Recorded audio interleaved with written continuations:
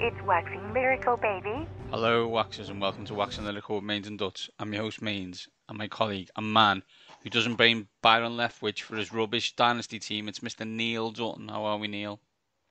I just don't understand these coaches who when hit out at why their offense aren't working, say this isn't fancy football. Well, here, mate, fantasy football is about wanting your players to do well to help your team win. So maybe it should be fantasy football, Byron, because your offense stinks, and you have the GOAT at quarterback.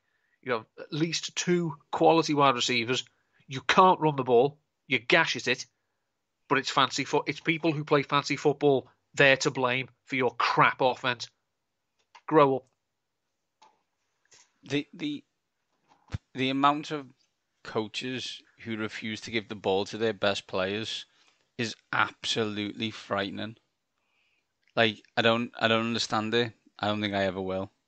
It's, to cross sport, it's basically like having Wazam Akram, Malcolm Marshall, and Shane Warne, but insisting that 25 overs a day need to be bowled by me. Yeah, it's true. It's true. I will understand. If these helmets who are commanding higher target shares than Kyle Pitts and Drake London and Mike Evans and Chris Godwin, if they don't understand, they're not buying in. They're also not realistic. And obviously they want these people to be highly competitive, highly focused individuals. But it's look, Johnny No Mark from Bumfuck University. You're not taking targets away from Chris Godwin in my offense unless something goes wrong. And as Tom Moore always said, we don't practice. We don't. And in that sense, Byron and Arthur, and of course you remember Austin Collie and Dallas Clark, and that's cool. But that offense went through Reggie Wayne, Marvin Harrison, and Edgerrin James. You know why? Because they're like three borderline Hall of Fame players. It's not complicated. Yeah. Peyton ran the offense, and guess what he did? He gave it to his best players. Do you know why he did that? Because it gave him a better opportunity to score more points. Yeah, which pleased players, coaches, fans, and fantasy football managers. Football and fantasy football doesn't have to be hard. Ask Mike McDaniels. He gets it. He does. He's got good players and he gives the ball to them. It's a weird concept. And guess what? They win games. Cool. That's not what we're talking about today. Main's events is news heavy. We're going to talk injuries. We're going to talk firings. We're going to talk Baker Mayfield. What year is it? We're then going to do fancy darlings and fancy losers and give you some fancy predictions bound to go wrong. Neil, let's get on with the show and let's talk about the news of the week. Time now for the main event. Neil, simple question. What the bejesus is going on in Tennessee with the firing of the GM? Well, the popular narrative is that the Tennessee Titans didn't realise A.J. Brown was good. A.J. Brown played well against them, so now we'll fire the GM who traded him away. This is, of course, simplistic nonsense. I don't dispute that having it shoved in their faces probably didn't please the Titans ownership.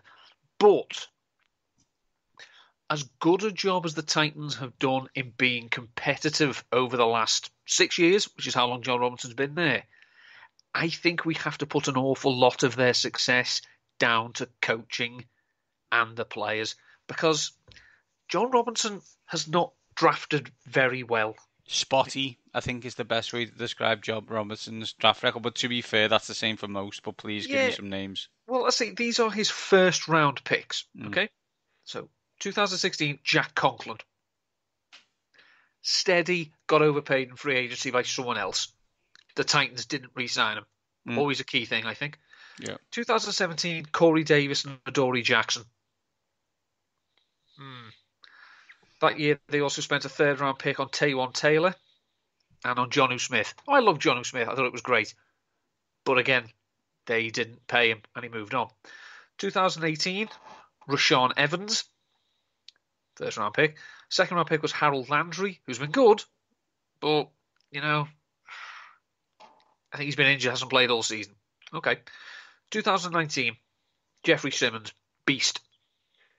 Well done. You finally hit one. And the second pick in 2019 was some fella called AJ Brown. Well done. 2020, Isaiah Wilson. Not on their roster. Not in football anymore. Character concerns. They only had 6 selections that year. The other one was Christian Fulton in the second round. Then Darrington Evans, not on the team anymore. Laurel Murchison, don't think he's on the team anymore. Cole McDonald, 7th round quarterback. And Chris Jackson, 7th round safety. Great. 2021, Caleb Farley. Don't think he's played all season. Hurt. No one of note in the rest of their draft class. And this year, Traylon Burks, having traded away AJ Brown. Because, let's be honest, that was the ultimate, the boat is a boat, but the box could be anything. It could even be a boat. It could even be a boat. And, other people, they traded up for Malik Willis, who's not ready for prime time. Probably wasn't even ready for 6 o'clock games. So now we have a situation where the Tennessee Titans have invested these picks on these players who I don't know if Mike Vrabel is in love with them. I do know, and no one's going to be able to deny this, that Mike Vrabel was furious when he found out about AJ Brown in the draft. We've seen the tape. It was not hidden. Yeah. It's nearly as good as the live stream with Jason Kelsey and the other dude who's on it when they tell Jason Kelsey that they've got AJ Brown. Two very different emotions going on there. Yeah. I refuse to believe that Vrabel's just been told we've traded him.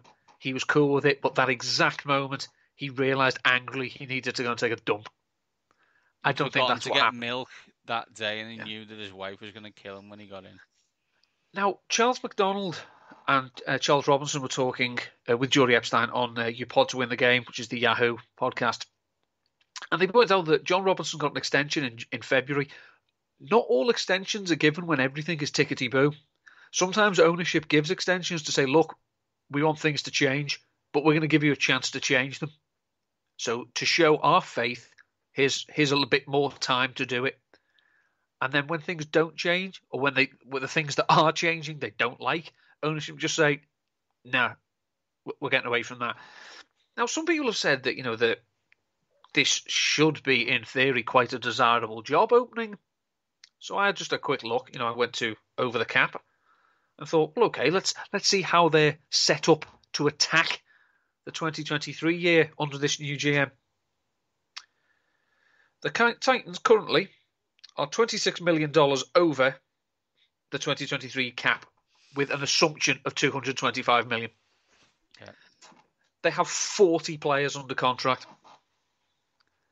They have a quarterback who is probably reaching the end of his shelf life because he's not the player he was. He used to be. He could do an awful lot because of how athletic he was. He doesn't look that athletic anymore. They've built their whole team around a running back who's starting to show signs he's mortal. And they're going to win this division, and therefore, as we know, they're going to take themselves out of the running to draft any quarterbacks in the future. Other than Mike Vrabel being a very good coach and Jeff Simmons being a beast at defensive tackle, what makes this team an attractive landing spot for any prospective GM? I think this is a problem with a lot of franchises, right? In where are you and what do you think you are? And the Tennessee Titans tried to, and you could argue successfully, find a middle ground of, we know we're in this financial hole. Let's not call it mess. It's not New Orleans, for goodness sake. So we can't pay everyone. So we're gonna decide not to pay AJ Brown so we can pay Harold Landry, for example. Like a soft rebuild. That's cool if everyone buys in. But at some point, you're going to have to realise that you're going to have to bottom out and change this roster. And I guess the question has become, if you look at the draft picks, have the franchise gone, I'm not really sure John Robinson is the man to refill my cupboard with first round draft picks, given his first round draft picks have not been great. His other draft picks have been good, right? Because the roster's capable of winning their division every year. But are they just the middle? Do you want to... It sounds ridiculous. Do you just want to win your division? But they're not... There's 4, 5, 6 better teams in the AFC. That's an issue. Sometimes you can't fix that. We've talked this forever. There's loads of teams in the AFC have been good, but not good enough because they didn't have Tom Brady as the quarterback.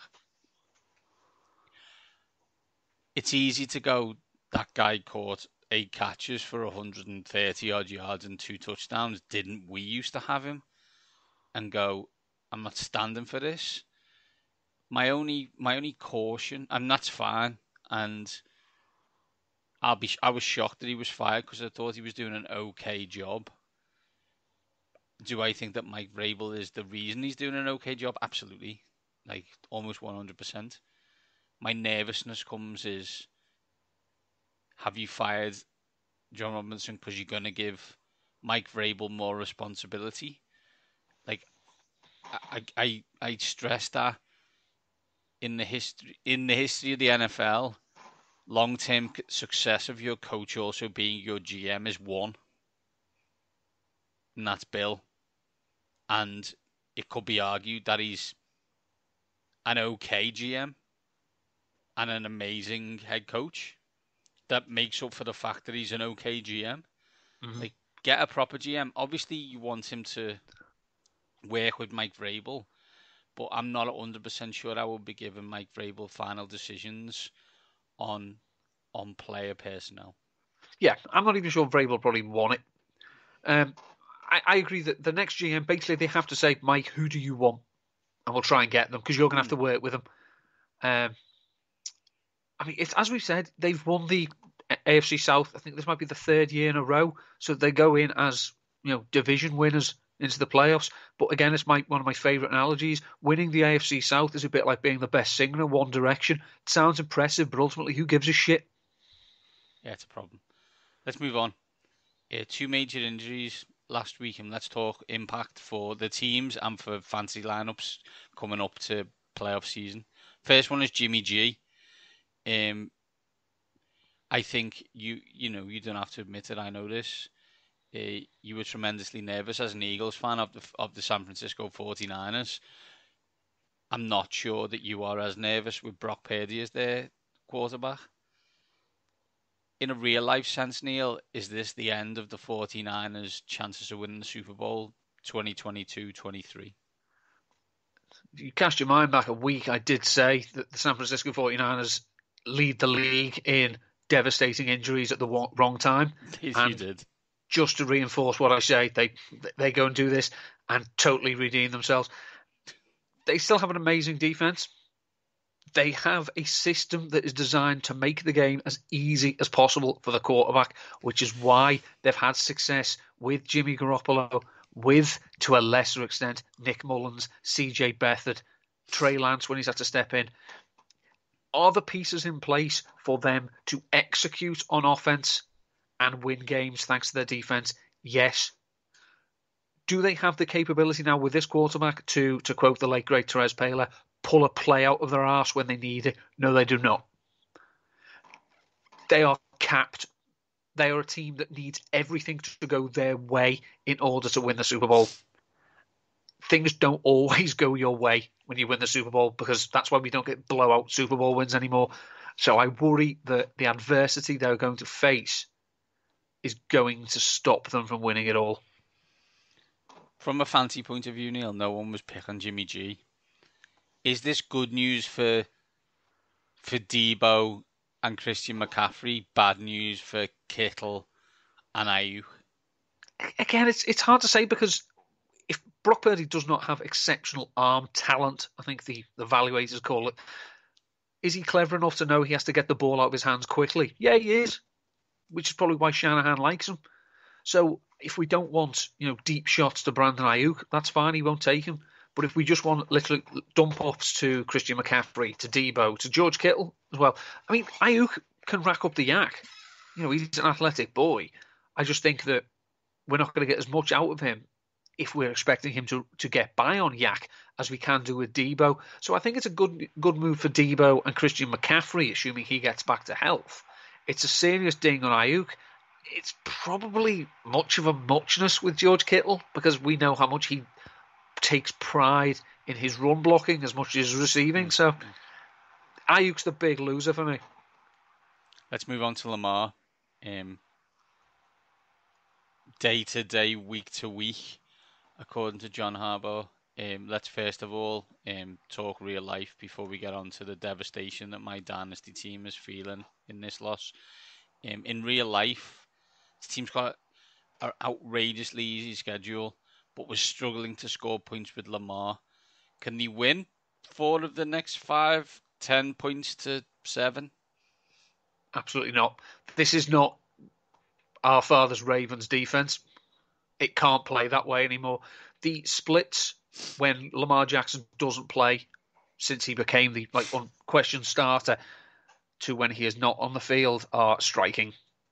Still, the Ravens have played 61 games since 2019. That obviously includes Lamar's MVP season. When he plays, they average 214 passing yards per game. When he doesn't, it drops to 187. They throw, on average, 0.7 interceptions per game. Without him, it's up to 1. Yards per pass attempt, 7.4, 5.8. Yards per completion, 11.5, 8.6. This, I don't know where you put it, but their yards per rush, because obviously you have to take into account Lamar as a rusher, 5.4 with, 4.9 without.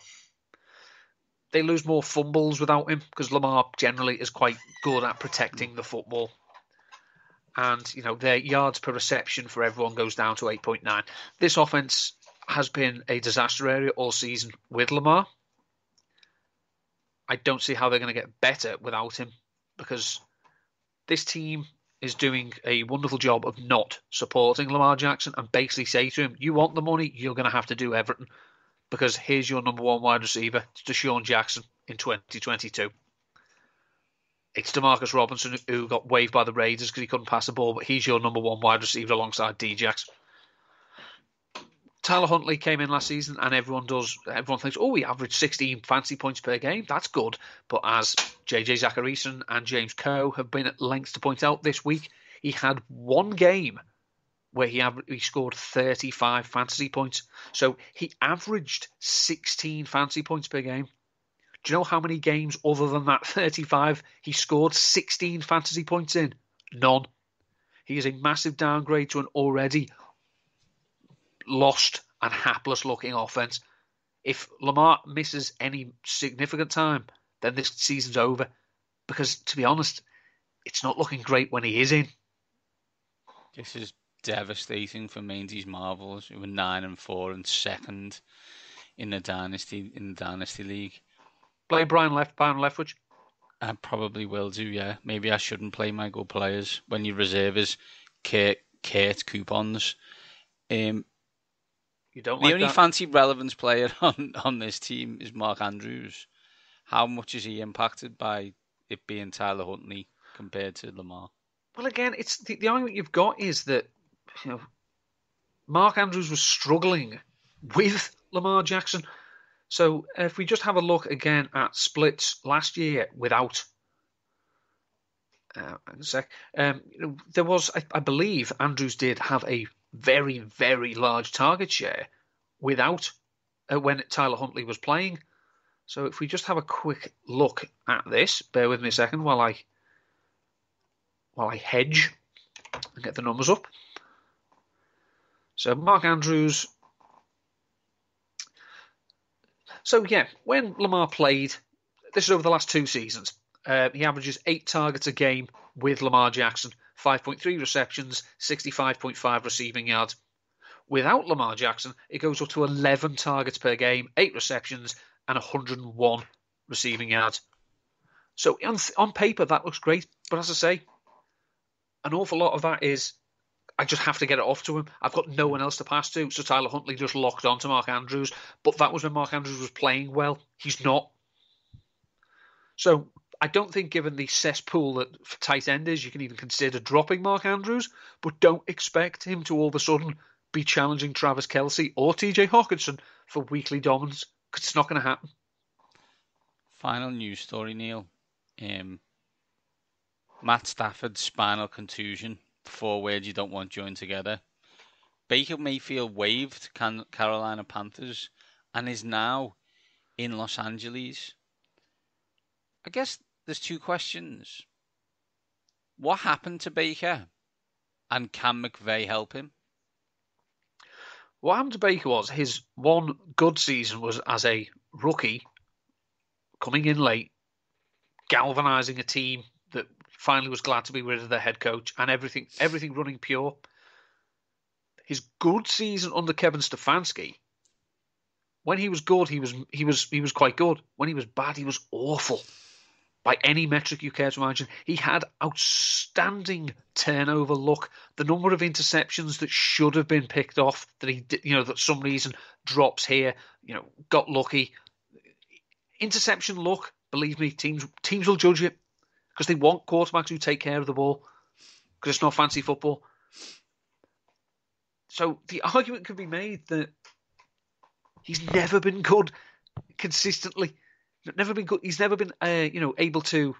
I say 2018. It was a breath of fresh air for a losing team that had won 1 game in the last 2 seasons. Then all of a sudden they're competitive, but then they started smelling themselves, and Freddie Kitchens got a job he wasn't qualified for, and their defense wasn't very good. And then Stefanski comes in and basically says, no, we go as Nick Chubb goes. So Baker, do no harm. And Baker was able to rein it in to an extent, but when he was trusted to throw the ball, he did his best to throw it to the opposition. They just didn't take the cheese. Since then, he's been awful. And he was awful for Cleveland. And he was awful this year for Carolina, because, lest we forget, he was benched for P.J. Walker. And then when P.J. Walker got hurt, he was benched for Sam Darnold. Seriously, Rams, if this is just a question of let's just get through to January, I don't understand why you didn't just keep the guys you had there. But it just strikes me as, is this one last thing? Did Sean McVay seriously think Kyle Shanahan was going to claim Baker Mayfield? So I thought, screw him. There's only two thoughts in this decision. Thought 1 is, I am a genius and I can fix him. He was a number 1 pick for a reason. He has talent. He's broken and I can fix it. Or there's only one other person who's smarter than me who could fix him, and that's Kyle. And if Kyle gets him and he's better than Jimmy Garoppolo, they're going to win. So I need to stop that. They are surely the only 2 thought processes that could have happened to be here. You don't. Okay, if you come in to take a look, but you're taking a look because you think there's something there that I can work with, or you're like, I am making sure he doesn't go to someone I don't want him to go to. But then when he realises that Sean McVay's not going to be coaching the Rams next season, why does it matter? Yeah, but Sean McVay hasn't told them yet that, because otherwise they wouldn't have got Baker Mayfield, right? So he said, yeah, that's a good idea, blah, blah, blah, blah. And he doesn't know that he's, working for Jeff Bezos next year, as we've already quite rightly pointed out. The tag former first overall pick just buys you so much more rope. Blaine Gabbert's still in the league, Neil. Mm-hmm. First round quarterback. Don't need to be first overall pick, right? It needs to be first round quarterback. I say you look at free agency that's coming up, in March. Let's look at some of the quarterbacks who are going to be free agents. Baker Mayfield, Josh Rosen, Lamar Jackson. Go for you a bit further back. Carson Wentz is going to get released, surely. Well, hang on. Then we've got the year ahead of that as well. We've got Jameis and Marcus Mariota. These are first and second overall picks. We're going to have, if Josh Rosen signs for another team, that'll be his 7th since 2018. He sucks. He's terrible. He's never shown anything. First round though. Yeah, but, and hear me out here, Gardner Minshew showed more in one season starting for a crap team than Josh Rosen has on 6 previous teams. But people like Rosen and Mayfield, they'll get signed before Minshew does. Let's and then we can throw out the guy who used to play in San Francisco, who didn't get picked up for multiple years. Too late now, but as you said, Josh Rosen, Blaine Gabbert are still getting jobs anyway. That's it for the main event. Let's get into the fantasy portion of the show and start with Fantasy Darlings. Hello, darling. Last week, 1-1, 9-15 overall. Pick Trevor Lawrence, logical. The Jags got the doors blown off by the Detroit Lions, who turned into the greatest show on turf for about 3 quarters. Trevor was QB 14. Looked like he'd broken every single bone in his leg, and at the moment is limited in practice with a sore toe. He got 16 points, 17 of 31 for 1 touchdown. He also ran 4 times for 32 yards, mostly for his life. He picked the Seattle Seahawks. Good pick. They were defense and special teams 7. 9 points. They got 2 interceptions and 4 sacks. Although kept Warford and the Rams in the game throughout the whole game. Great work by Seattle. But Pete knows what to do to get that W in the board. Kind of. Neil, this week, who's our first pick?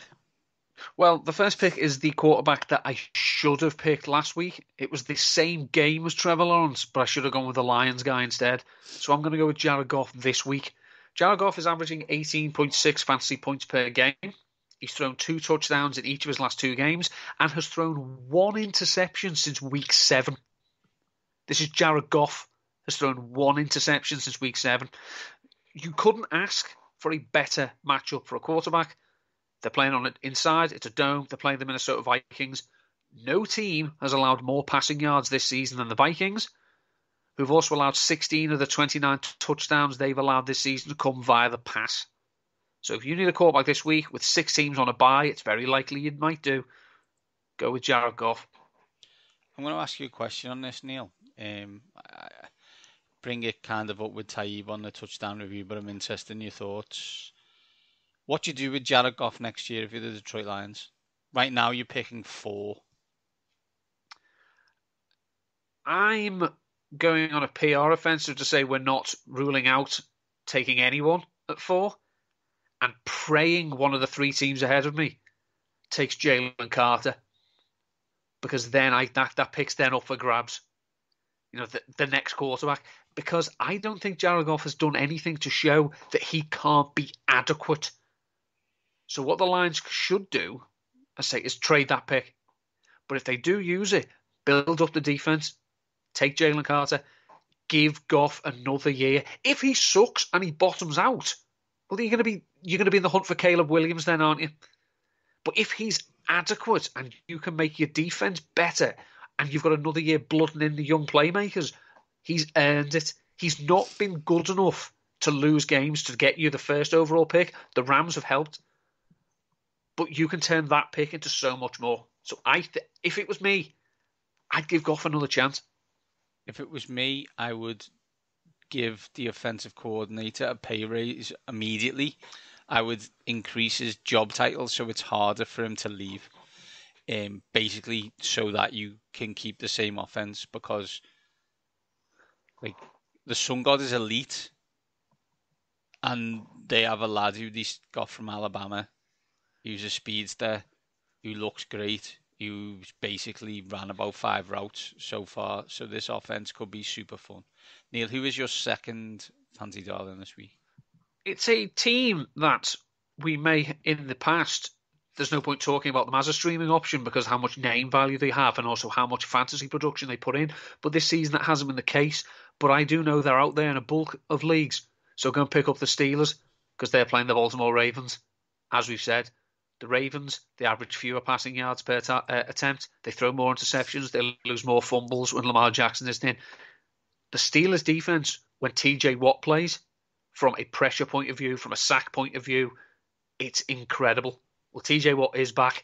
So you've got a Ravens team that sucks without Lamar. You've got a Steelers defense that's awesome with TJ Watt. It's going to be biblical. Get him in. He is one of those players, isn't he? He's a dude. If you're a Watt or a Bosa, there's a high possibility that you're in a quarterback's face 75% of the time. There's one in the pass protection course that JT O'Sullivan does at the QB school. He goes through all the rules of pass protection, but he suffixes them at the end with, however, if the opposition have got a dude and you don't have a plan for him, none of this matters. Love it. Let's get on and do Fancy Loser.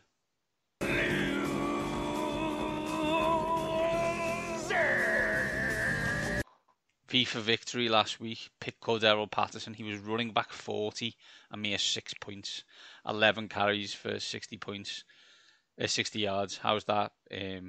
How's that offense working out for you, Arthur? Good. Yeah, you went 1-4 against one of the dredges of the division of the schedules, and now you've gone to Desmond Ridder. Enjoy yourself. Neil, who's the fancy loser this week? Well, this is fancy football, which is why I'm not starting Tom Brady if I've got him. Brady's not been good. Yeah. Led a game-winning drive down to 10 points in the fourth quarter. So what? Don't care. This is fancy football, Lauren, so I'm not picking him against the San Francisco 49ers. Because this could be a problem. You know, this is a game that the Bucs have to have. And I don't think they're going to, because the chemistry between Brady and Evans is off. I don't know if Evans is healthy, because he certainly doesn't look it. Chris Godwin is a target hoover, but if he's getting 10 catches at the moment, they're going for 68 yards. That's Austin Eckler numbers. They can't run the ball. This offense is terrible. It's truly awful.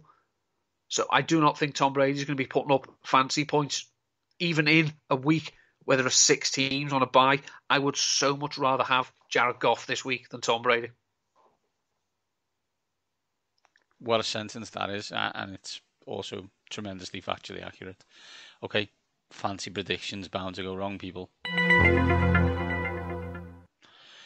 Last week, I said Christian Watson would be a top 3 wide receiver. He was actually only wide receiver 8. Although, to be fair, he only had 3 catches for 48 yards and a score.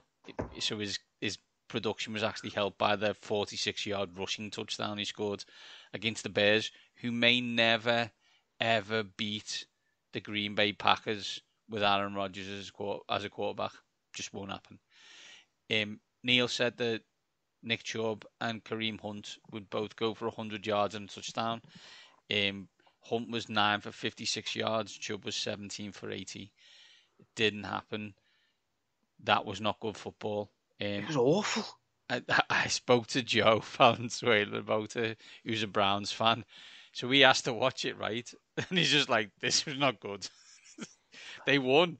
And in theory, if it gets better, and they play the Bengals this week, who they beat and have a decent record against, they can still actually get to 10-7. So, but we'll see.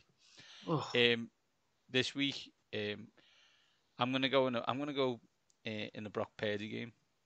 I'm gonna pick Christian McCaffrey, and I'm gonna say that Christian McCaffrey this week will get over 35 fantasy points, and Kyle Shanahan will ride him all the way to a victory over the Tampa Bay Buccaneers. Neil, what's your prediction this week? Well, I'm going to pick on I'm going to stay with a team I was targeting last week, but I'm going to go another way. Davis Mills is back in the saddle for the Houston Texans because apparently he's learned a lot from the 2 games he was benched in. Makes sense. Yeah, watching Kyle Allen, you'll learn an awful lot. The Dallas Cowboys defense is going to score 25 fantasy points this week. Dak Prescott may not attempt to pass. They're going to grind them into the dirt with Zeke and Tony Pollard, and then when the Texans try and keep up, they'll do an incredibly bad job. They will keep turning the ball over. 25 fantasy points for the Cowboys D. If I was an Eagles fan, the best thing that can happen this week is early production from Ezekiel Elliott. The more good Ezekiel Elliott plays against this garbage team, the better for the Philadelphia Eagles, as that will mean Jera is still convinced that this team goes to Ezekiel Elliott when he's like the 5th best player on offense. Oh, if he gets 200 rushing yards, I'll be so happy. That's what I'm saying, right? This game is over. Like, this is Now. 35-10 territory, right? Don't worry yourself about that. But if you're an Eagles fan, you really want Ezekiel Elliott to go off this week. That would be special. We don't really talk about it much anymore, but if you do play DFS, believe me, you can't pay enough for the Cowboys defense this week. Fantastic stuff, Neil. And Neil, that's it for this week. 6 teams on bye, playoffs on the horizon. We hope you've helped. We hope we've helped you out with a couple of picks. Neil, before we're back next week, where can people find you? Find me in all the usual places. On Twitter at ndutton13. You can read my stuff at Numberfire, at Rotoviz, Player Profiler, my matchup columns on 4for4, and don't forget to pick up this month's edition of Gridiron Magazine, the Tight End Special. Tee. What I would say on that is, I know that Neil has spent a long time wanting to be in print and having the opportunity to go to a newsagent and pick up a magazine on which he is a contributor to is pretty special stuff. So congratulations to Neil. I did. When I picked it up in the newsagent, I did flick to the page where I was and was reading it while I was in there to see if anyone would see the picture of who the writer was and sit and look at me, but no one did. It's almost like I don't matter in Ormskirk. I'm at Mangy7, combined we are at waxing_lyrical. If you like listening to me, then I also do the Touchdown Review pod. This week we had Thomas, Taib and Joe talking NFC South, talking Lions hype, talking Lamar, and talking which quarterback of the non-playoff teams would we give to the San Francisco 49ers to help them win the Super Bowl.